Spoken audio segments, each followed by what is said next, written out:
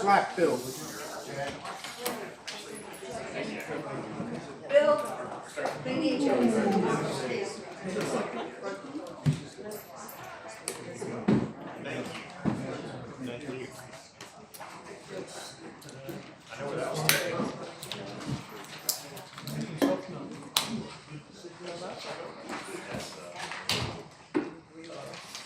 Okay, call the meeting to order.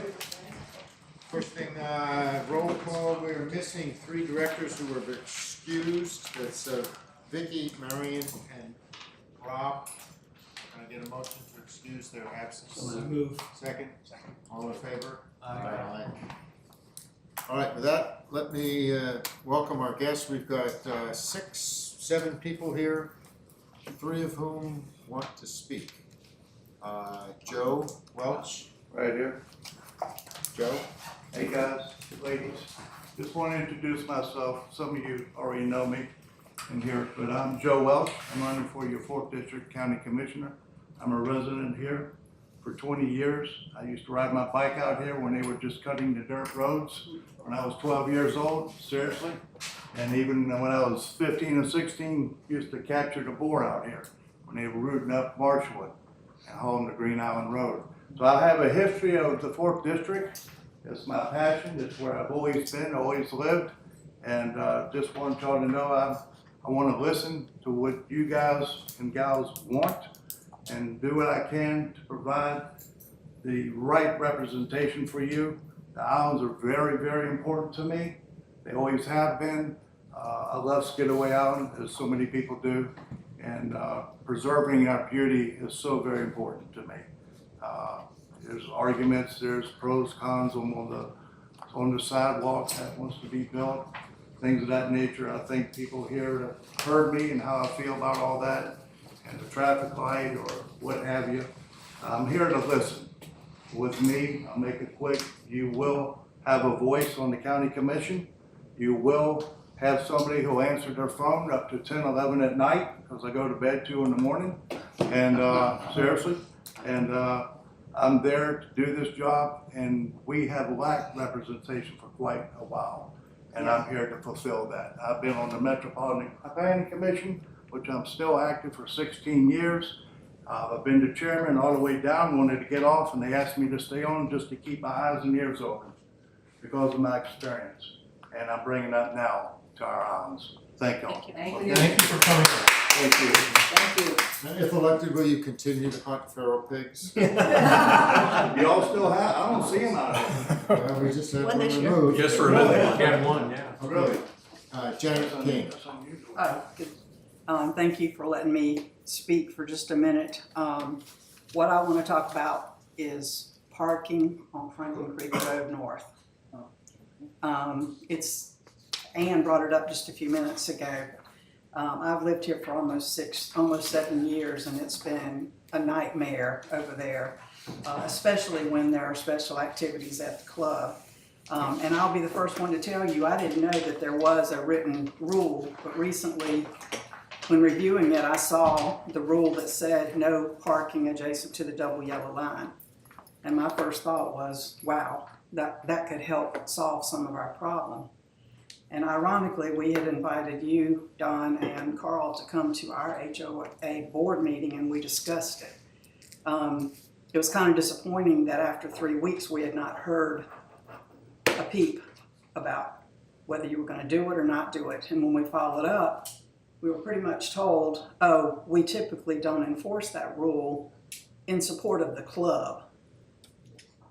And we found that pretty offensive, that we are members of the association and we asked for support, but you declined to support us in support of the club. And the feedback kind of was, well, this is going to be solved by the extra parking that the club is putting in, and we don't see that. And especially this past week, it was a nightmare. The first 3 days of the tennis challenger, I had 3 head-on situations because of all the cars that were parked over there. As it is right now, you do have signs up that say no parking between these signs, but it's about 1.5 car lengths. And you don't have room to get over out of the incoming traffic until you're 1.5 car lengths from the stop sign. So we ask that you please enforce that rule, which would then give us a greater distance to be able to weave back in and avoid those head-on situations.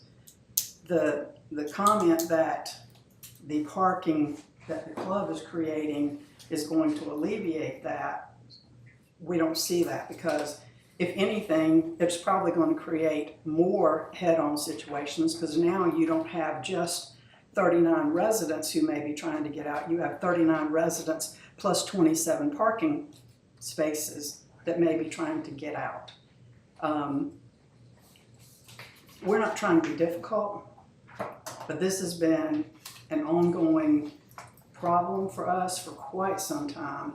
We've mentioned it.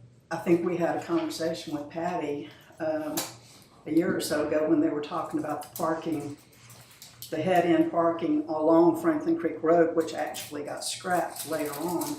But we've tried every time we can to bring this to your attention, to let you know how, number one, dangerous it is. And again, I did not know that there was the no line parking. But one of the things that I pulled right off of the website is that, you know, one of the challenges, or the challenge of the association, is to protect property values, lifestyles. Our lifestyle and our property values have been affected by this. It's not new. It's not something that happened yesterday. It's been an ongoing thing.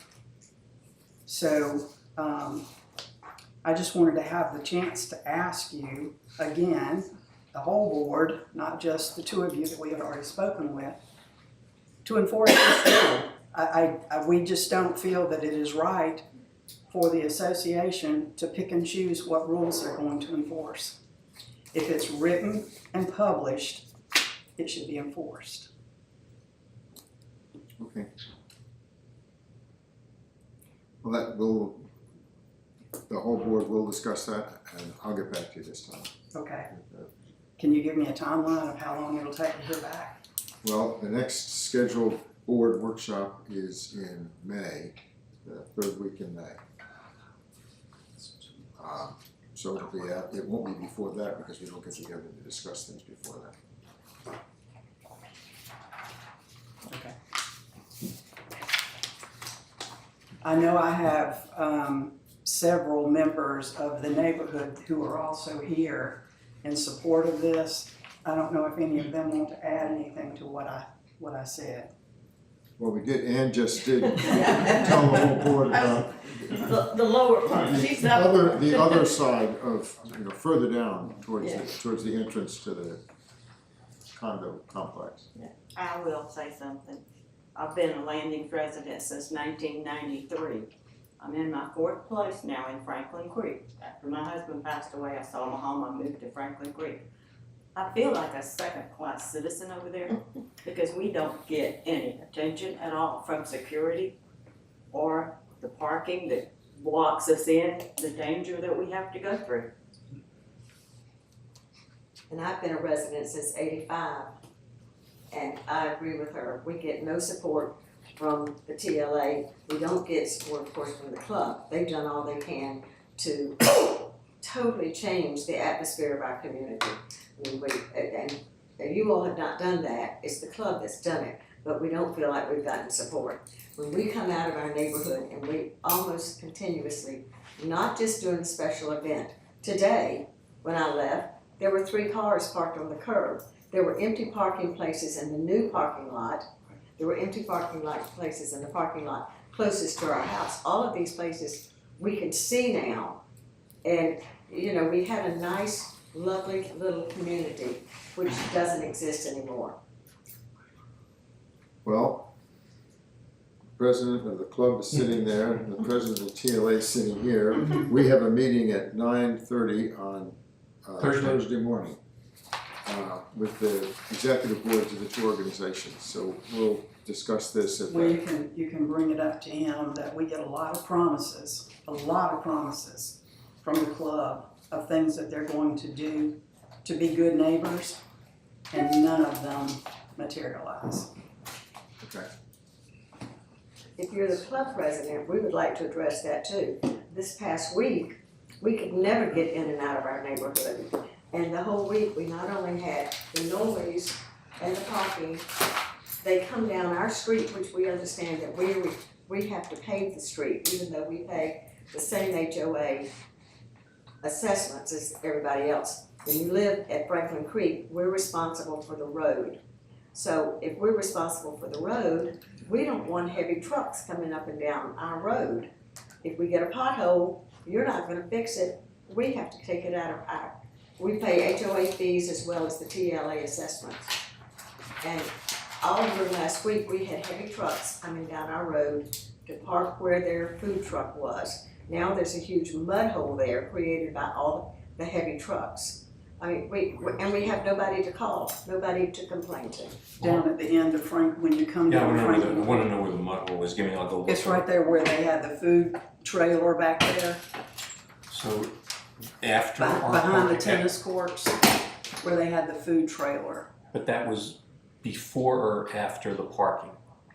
It's The new lot. during It's the way in. Challenger. I know, I'm saying, but were they parked before? No, they're parked into the neighborhood. That's what It's I'm after. asking, so I'll take a look.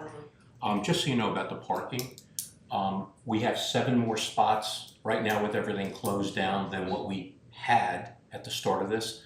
Once the building is complete, there should be about another 38 parking spaces, which will alleviate some of the parking on the street.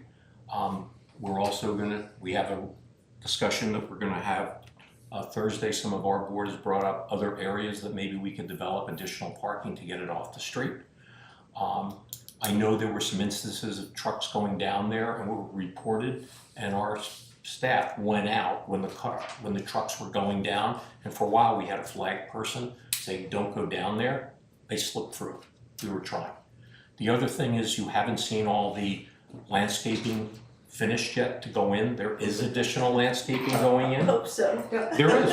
I've got the drawing plans. There's a parking lot very near to where my house is. Yeah. They put 5 wax myrtles. There's You more. can't- There You should. can't find a cheaper plant to put in, it's a wild There green are. wax myrtles, and 2 oak trees. Oak trees are not going to shield. We need good, thick plants. You know, there are a lot of things you can buy that are not expensive. Leland cypress, sweet viburnum. The reason the landscaping isn't done yet is because there's gonna be low level lighting and wires are gonna have to be run. So we don't wanna put things in before the electric gets put in and things are placed. So we don't wanna put things in and dig them out. Things should be positioned much better within the next 2 months. 2 months or 2 weeks. 2 months. We would like Georgia Electric to come out as soon as they can, but we're at their mercy, and then after they complete it, then we can do our project. So the low level lighting you're talking to, we don't have to look at all the lights at the tennis court from 6 AM to 10 PM? The tennis courts, yeah, they're supposed to. The light switches are supposed to click off by 9 o'clock, because nobody's playing on the courts after I that. know, we know, but the But lights if are they're, on. please let us know, because we just replaced one timer that we were setting and it wasn't going. That's operational. If you'd let Stephen Freund, our We let executive, Stephen Boyd know a lot. Yes. Can we, I'm sorry. Yeah. Dan Freund. Can I ask one more question? Yeah. And this kind of involves the club as well as the TLA. If we have told the club on numerous occasions, verbally and in writing, you do not have the right of ingress and egress on our private road, yet you do it anyway, is that not trespassing? And if it's trespassing, will security come over and do anything about it? Security responds to individuals in the neighborhood who say, there's a trespasser on my private property. Will they come and deal with the trespasser on our private road? That's the kind of question I think we're gonna have to talk to our lawyer about later. Because we're not a law enforcement operation, so I don't know what. the I'm issues trying are. to I'll have understand find out. the difference though between security I can't tell you responding the to an difference. individual. Yeah, Somebody's trespassing on my property Mhm. versus responding to our association. You're trespassing on our property. We don't have authority on other people's property, so you're presupposing we're responding to a trespasser on private property versus the police responding, and that's their role of it. But as Dad said, we're not gonna get into legalities. Well, of you it. at least go and investigate when someone says, oh, I see somebody on my property that doesn't belong here. I mean, I understand you don't have a legal, you can't give them a ticket or you can't arrest them or anything like that. But would you respond and at least, make a report if somebody was trespassing on the road? That's what I'm asking. I think Don already answered that for you. All right. Yeah, no, I'm sorry, these are only supposed to be 5 minutes each, so we gotta get one more, and then then we have to get into board business. So, Two sandbags. excuse me, excuse me. Go ahead, Pat, you got 5 minutes. Yes, sir. I'm gonna hold you accountable. Yes, I understand that. I'm here to talk about traffic safety, and I addressed the board back in December, once before, about 3 topics. They're all connected, and they're all about safety. Just a second slide is fine. The 3 topics are the Green Island Road path, what we keep calling the 4-way stop, Diamond Causeway and McWater and Green Island Road, and Lake and West Cross. The Green Island Road path is officially let for construction coming up in November of 2027. I was at a meeting 2 weeks ago with the county manager and the county attorney and the county engineer to go over this information. There is, in the words of the county manager, the path is a done deal. Now, I've been trying to stop the path. I'm also trying to modify it in terms of safety, not intelligence. That's one topic. Connected is the 4-way stop. The signals, once again, it's a done deal, they said. It's going to be a 4-way stop, not a roundabout, and it's not going to be stopped. And that's coming up soon. They're going to be advertising bids this September. And then lastly, I brought up the topic with the county about the accident rates on the second stoplight on Diamond Causeway, where you could turn from the mainland, either left on the Lake Street or right onto West Cross. Did I hit the wrong button? Oh, I'm sorry.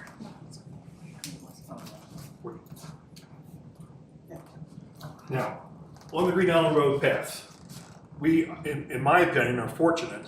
There are only 2 candidates for county commissioner, and both of them have stated very clearly that they are against the path as currently planned. Whichever one is elected would be only 1 vote out of 9 on the county commission. So this is not a magic wand to change the Green Island Road path, but it's a change in the dynamics. So I wanted to point that all out to you. Next, please. In terms of the 4-way stop, since December, when I said there were 7 accidents in the past 2 years, 4 more months have gone by, and now it's up to 8 accidents. In the next slide. Meanwhile, at the Lake Street area, there were 23 accidents in 23 months. Now we're up to 25 and 27 months. So these patterns are not a fluke. It's just going to keep on going unless some change is made. This is an example of how bad it gets at Lake Street. This was back in November. My recommendation to the county, this is only one person's vote. My recommendation was to analyze what's going on here. More than half of the accidents are people making a left turn here. We're coming from the island, going on to the main gate beyond here. These people, when they're looking for traffic that's oncoming, can't even see the green arrow. I recommended putting a stop signal right here. Wrong way. Oh, there we go. A stop signal here, so at least the drivers could see the change that's taking place. They want to go a step further. now. They've changed their mind. And they want to make this hard red, they call it a protected light. Green arrow means you can go, you don't need to worry, everybody here has been stopped. And when these people are coming, it's going to be a red. You know, the middle ground is to have a light that keeps the current pattern, but last slide, please. So during this meeting with the county officials, they made clear to me that they're not going to be changing their time schedule. Everything's going to keep on going, including the Green Island Road path, and they're not going to change anything with the Green Island Road path. That's their current position. They are looking at some sort of ordinance on a countywide basis that would limit micro-mobility devices on all paths throughout the county. But they are months, if not years, away from being able to figure out how to devise that ordinance. And I personally want it done before the Green Island Road path is opened up for business. They want what they call the protected left arrow. But most importantly, they agreed, after my pushing and pushing and pushing, that there be some sort of traffic safety town hall so that residents throughout the island, not just one big loudmouth, could get their voices known. And they haven't given me a date, and quite frankly, I just surmise that these county officials would rather wait until after the election, bring in the newly elected commissioner, and have that commissioner be part of the town hall. So for the time being, I'm just waiting to see what the election is. Thank you so much. That's a great May I comment on something? If you can do it in 30 seconds. Yes, my idea was not to have that path, that sidewalk. You could take 4 feet away from the existing road and have a bike path all the way down Green Island.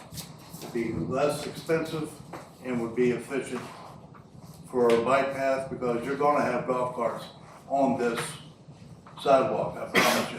But that's my goal, is to have a bike path, and it can be stopped. It can be. How do we stop it? Okay, we gotta move on. It will be later. Thank you. Okay, we have anybody else, nobody else want to speak? All right, consent agenda. I have a motion to approve the consent agenda. So, second, all in favor? Aye. All right. Reports from the community organizations, we start with Tony. Okay.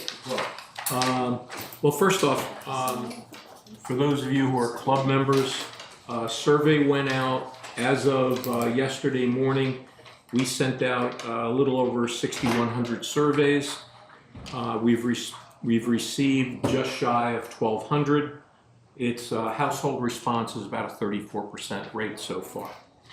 The big rumor is that our club members think that we are going to spend money like drunken sailors on everything that's in there. So I just want to make it clear, this, and every time I say it, these are only perspective ideas.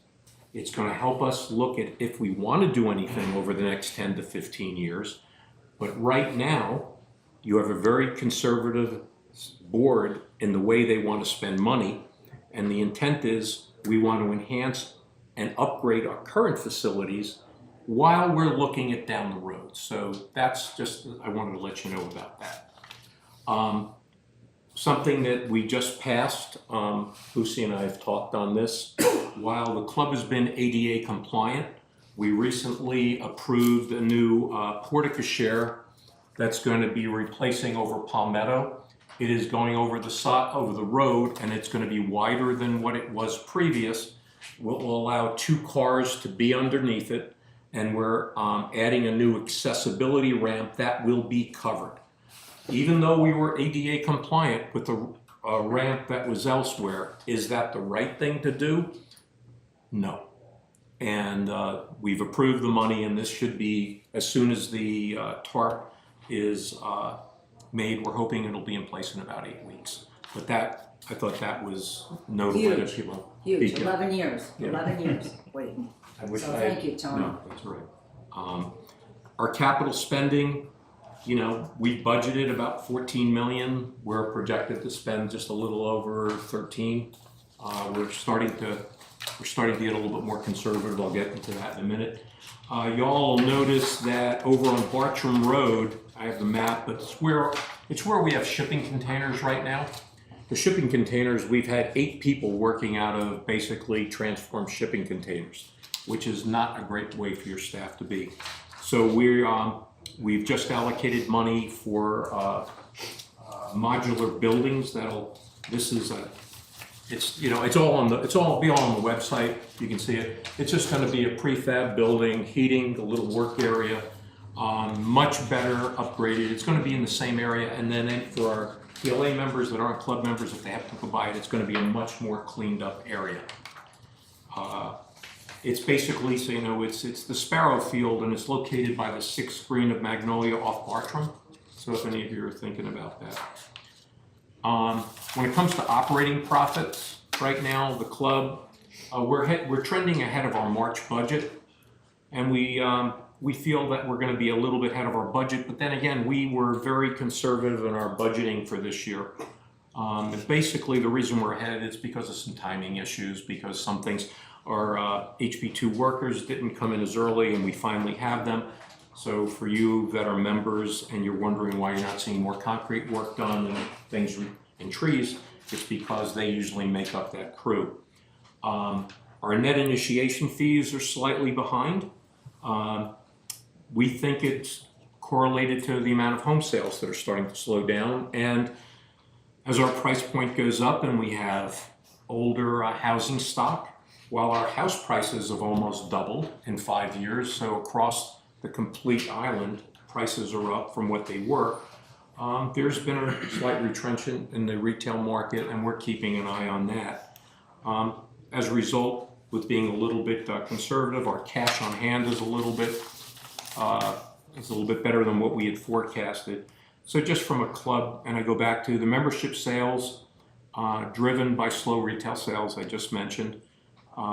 But as a club, we're staffing our employees, we're 100% staffed. We're experiencing, like you guys are experiencing, higher gas prices. While some of our contracts are coming to an end, our fertilizer costs are going through the roof, almost doubled. So there's, as you guys know, there's a lot of costs that are coming up. The board is still committed to making sure that we go as low as we possibly can go on a dues increase. We're hoping that it's a 3 points plus inflation to CPI. Some positive momentum. Our member events are extremely well attended. We're getting a lot of press from Challenger and Club Car, and as a result, we're hoping that the leads for real estate, whether somebody buys and becomes a club member or a TLA member, we just believe these events are driving and maintaining retail sales for our homes. Let's see, resignations. Then I had, we basically told we're basically, again, conservative. We're looking at what needs to be fixed, but before what we're going to add, we're updating our forecast to make sure that we don't cross the threshold of getting into a cash problem. We're just being a little bit more fiscally aware of what we're doing. We're prioritizing projects, needs over wants, and we're actually starting on our 2027 budget earlier than we normally to go with that. Membership, where are we? As of 3/31/26, we're 3,433. We budgeted, because we assumed things were going to be a little slow, we budgeted at 3,407. So we based our spending on less members. So by basing we actually have more cash on hand. But that cash on hand will be spent much more judiciously. Let me think. That's basically it, unless you guys, updates at Franklin Creek project, just so you know, the foundation has been poured. We're hoping to see some framing, maybe about 3 to 4 weeks from now. And some of the parking we're hoping can come back online sooner than later, not at the following. Within the next month, you should see some activity for the next 10 pickleball courts. There was some rumors out there that the new 4 courts that we put in place, the slope didn't meet standard. Absolutely not true. There's a range we can be in due to county specifications for water runoff, we were at the higher end, but within recognized pickleball standards nationally. But because of the concern, we're gonna go back to the county and we're gonna work and see if our engineers, instead of having the threshold, let's say here, at the high end, maybe we can get it down a little bit lower. But the playability of the courts are there, and the concerns that people weren't gonna use them, we're up 12 courts and they're packed. So that's what's going on there. Our ballroom renovation is gonna start the second week of June. So if there's meetings, we're planning to have them at some of our other locations. So for member and TLA events, we still can accommodate you at other places. The board did decide we didn't want to put lipstick on a pig and just cover things up. We said this is once in a 10, 12-year opportunity, and not that we're going to the wind, we're still going to value engineer as much as we can out, but it's basically new carpet chairs. Bathrooms haven't been done in 20 years. We've got new lighting. The sound system has to be improved because, if you're talking and there's a lot of people going on, you can't hear when people are at the microphone. So it's more basics. Windows are getting done, doors are getting replaced, entry. So that's what you'll see, but we'll still accommodate member and TLA functions there. And I think that might be it, other than I made my debut on CBS at 2:57 and 43 seconds in the Corn Ferry write-up that they did on CBS. So I was handing the guy the jacket, so if you want an autograph. Was that AM or PM? It was the afternoon, it was the afternoon, so if there's any other questions. I'll just add one point on the renovation of the ballroom. That is a cash generator for the club, and that's one of the reasons that you decided not just put lipstick on it. Exactly. We have over 250 events a year there. And a lot of them are TLA events, a lot of them are club events. Surprisingly, the last couple of years, we haven't really had many off-island weddings. People come in and went, really? Carpeting, we tried to stretch it, it tore. That carpeting's been in there for over 14 years and held up.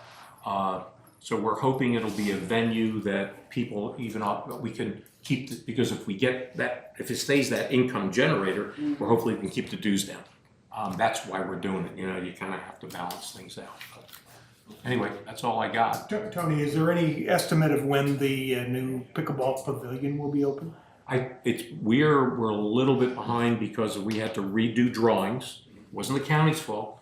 Every time we decided to make a change or we value engineered something out of it, like we made one change on the roof that was going to save us $250,000 by not having a little thing, and we'd have to have. And then we looked at, wait a minute, the architect had, he had custom skylights. We said, well, we can get stock skylights that are maybe an inch or two off. So when we looked at all the value engineering, we had to go back and submit new plans for roof lines or sight lines where we took off part of the building because it was going to be. So with that answered, we're probably looking for, I think we're probably looking like mid-January. And especially, they've been going right along. Now that the foundation's up, you're going to see them going like ants on sugar. And they want to get under roof as quick as they can as we come into the summer season. There's going to be all sorts of rain events, hopefully rain events, as we're all aware of. And we've also, on the last thing, I have my president's message coming out in the next 2 weeks. Again, right before the close of yours, we'll definitely ask members to please vote. It's important to vote, and do as much as we can. So that is. Sorry, I rambled. Thank you. And I have that other lady's information for her question, Don. So we're good. I'm going to get back to her. Thank you. Okay, new business, staff reports. All right, we'll go kind of quick on these. Speaking of the vote, we are now up to 55%. Our quorum, as a reminder, is 60%, and we need 2/3 approval. We started slow, as I mentioned. We're on the exact same pace now as 3 years ago, and we have a few more days of voting built in than we did 3 years ago. So feeling good about hitting the quorum. I think we started slow because the mail's so slow nowadays versus 3 years ago, so that didn't really surprise me there. That's the key thing.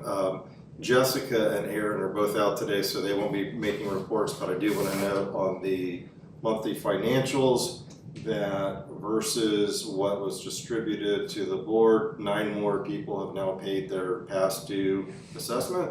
So we have 53 left, so still tracking similar to future years. That again, that one started higher than than previous years, and now it's tracking the same as previous years. So that's coming along. Are all of those on the market, the 53? No, I don't have that breakdown for me. That's okay.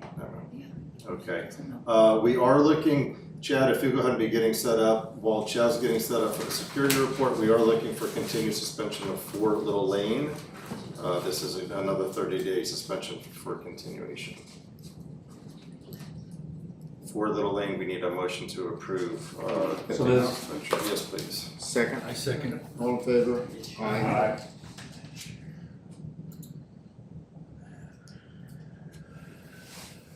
And just Carl, the financial report is in the package that was sent, so there's a Yes. written report. There's a written report. She did get the report last week, but thank you for pointing that out. It's in there as well. Thanks, Sean. Which is important for the people that are attending, that will then make this part of the record, so that there will be a financial report for this month. It is in here. All right, security department overview for March 2026. March crime stats, we did have 2 Part 1 crimes, both were thefts, and we did have 1 vandalism.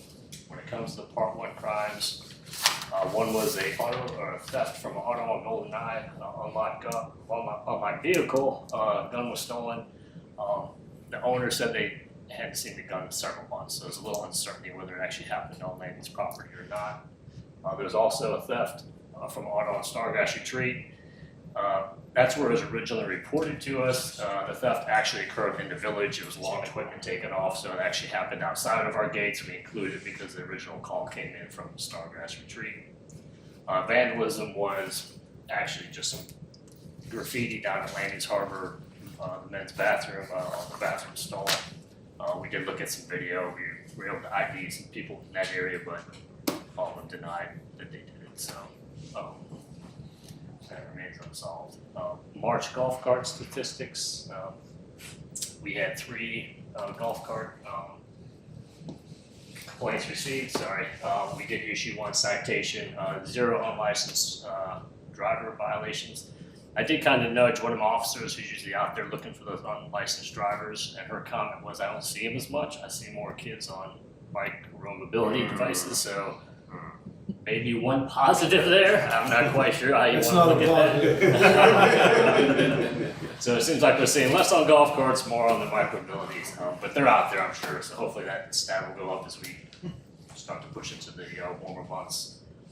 March Guardian Pros, number 1, we started off at West Cross and Sparnell Road, where we saw a big uptick in citations. We had a total of about over 130 at that location for a period of about 2 weeks. We then moved it over, I should not say Wiley Bottom and Rebecca, there's actually Wiley Bottom and Landing's Way North. For that first week over there, we saw about 54, 55 citations there. It's continued to be to the second week. We saw a drop at the end of the week, and we're about 25.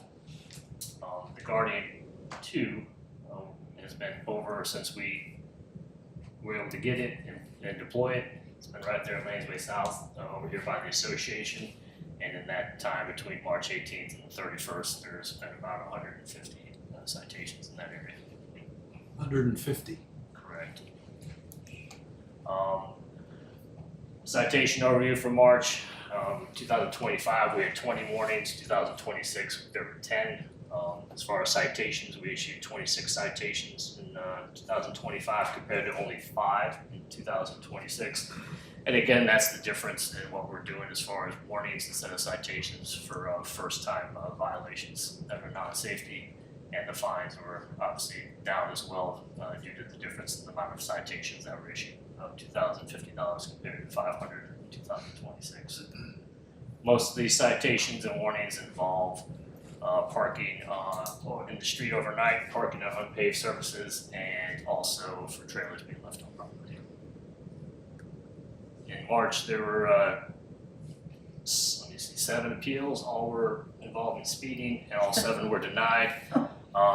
However, the fine was reduced by the appeals committee and eventually it was dropped by the board altogether due to a medical emergency. Any questions? All right, thank you, Sean.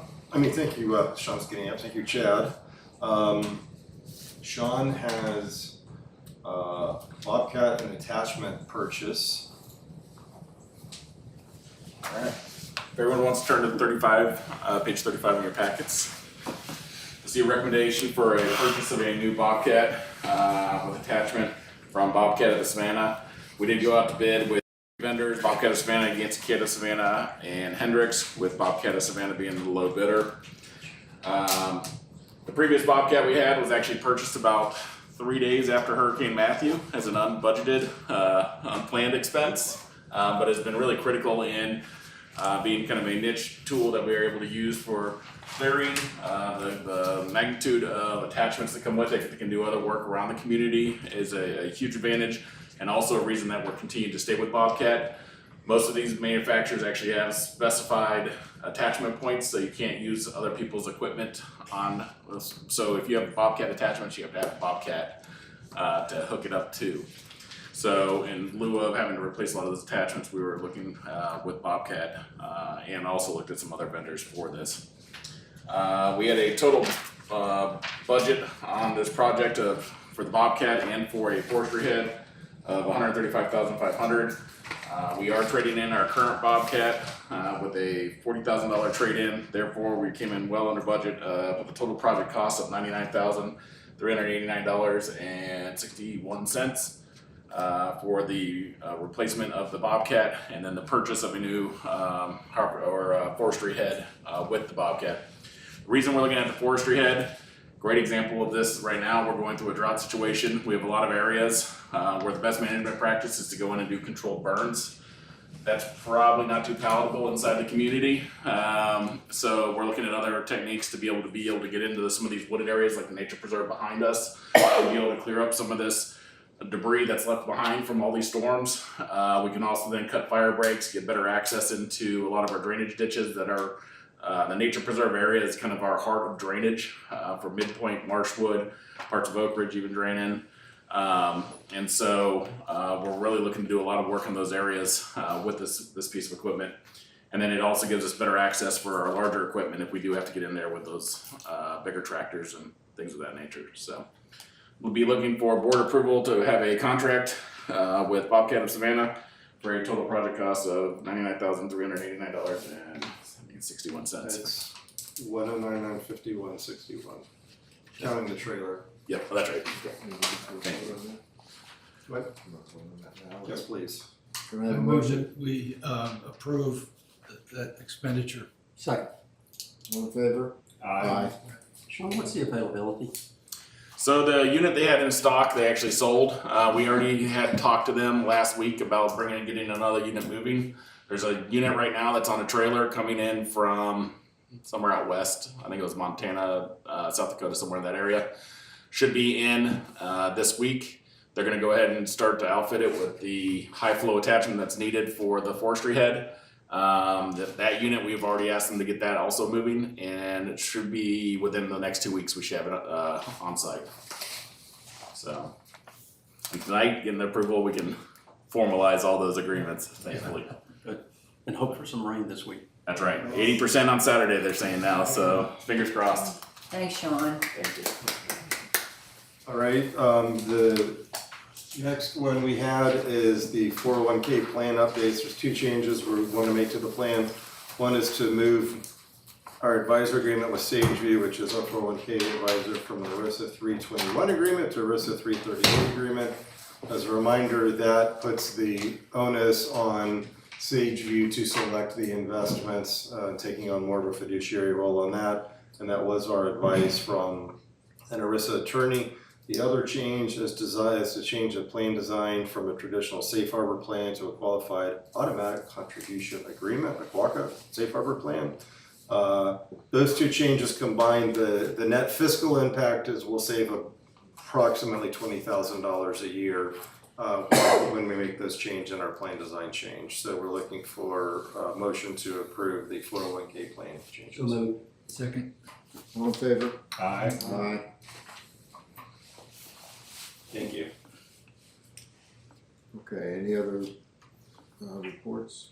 We have with the absence of Miriam, I know we have the committee charters under governance committee. Yep. Which start on page 40 of your packet. These have gone through multiple reviews in governance committee and at the different committee levels throughout the last couple of months. They are now ready to be approved, and once they're approved, we'll get them updated on our website so that everybody has the latest and greatest charters. So these are the ones that we just reviewed at the workshop, that we've Correct. seen and discussed, Yes. So they've been reviewed by the committees and by the staff person assigned to support those committees, so. And the board. And the board. So do I have a motion to approve? So moved. Second. All in favor? Aye. Okay. Unless we don't have strategic water because Rob's not here. Do you have anything from finance committee? No. Bill? We had a good first quarter. We finished ahead of budget. We've got some headwinds in the rest of the year. And our preliminary forecast says that we're gonna have a lot more expenses. And I know that one of the things that we hadn't done is we didn't have any capital expenditures to speak of in the first quarter. That rectified itself in April with all the paving and all the other things we're doing. So Sean finally tapped the kitty, and we'll see some of those things settle out and start to rise to the top. So. Okay, any general director comments or questions? Okay, I don't have much from the president's perspective. We do have the LCLC coming up on Thursday. And we will continue what we've been looking at with a few more additions, the most notable of which is a coordinated look at housing stock issues that we here have started to look at, and the LCLC wants to join in, the club wants to join in as well. I don't have any, it's their agenda items, so I'm not sure if they just want information from us or if they've got some idea. We'll discuss that.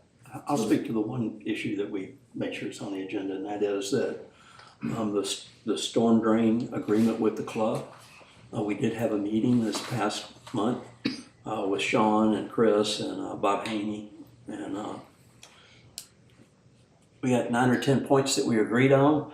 Sean and his translator were trying to interpret the chicken scratches of the notes from that, and we're trying to put it in an agreement. Our strategy is to try to incorporate it with the lagoon agreement and have a single legal document that says, because the lagoons are part of the stormwater management system. So, Andrew, you may be seeing that coming forth in the next few weeks. Any notes about that?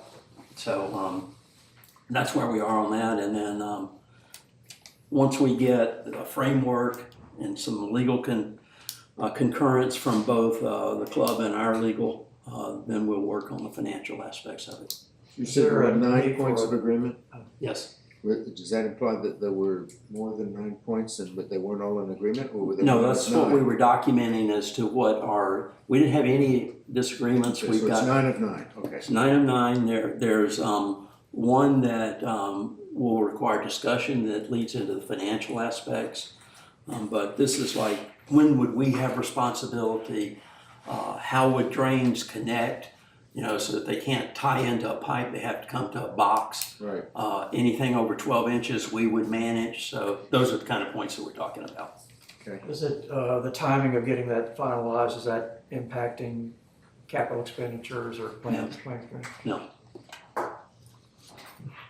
Okay, anything else on that, Bill? No. All right. In that case, can I have a motion to adjourn to executive session? So moved. Second? Second. All in favor? Aye.